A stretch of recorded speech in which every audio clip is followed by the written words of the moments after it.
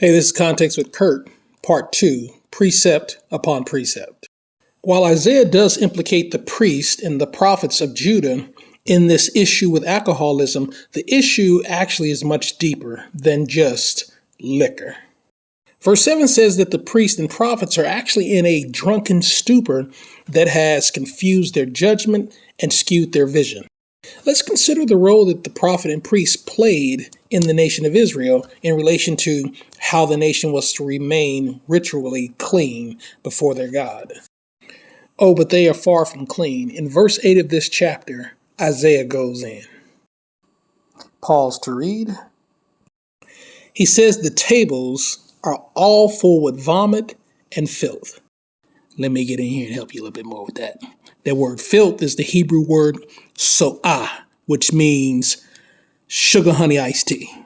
White glasses ain't gonna tell you to do this, but let's use it in a sentence. I knock all the zo off the table. Filth or excrement will do as a translation. This sets up a standoff between Isaiah and these false prophets and priests. In verse 9, we actually have Isaiah impersonating these false priests and prophets.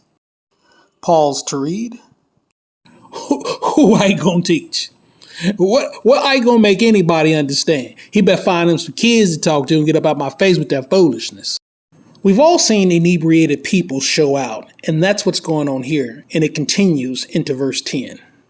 I'm showing you verse 10 in the Hebrew and also a translation of it from Sepharia.com, where you can find the Hebrew Bible, the Tanakh.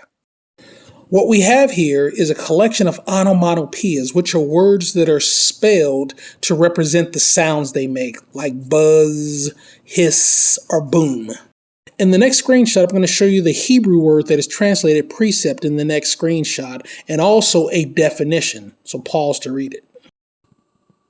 What we find in that string is a bunch of monosyllables in Hebrew, which would represent either the stammering lips of a drunkard or the babble of a baby, which is why it's translated as muttering. It's meant to mockingly and arrogantly mimic the words of Isaiah and how they felt about him. They literally did the Charlie Brown teacher on Isaiah. Womp, womp, womp, womp, womp. That is a good comparison. Pause to read. So the definitions both from Sepharia and the Blue Letter Bible Concordance actually match. This is meant to mimic Isaiah. A Superman curl. That is the context of the phrase precept upon precept. Let's do a part 3 to finish it off.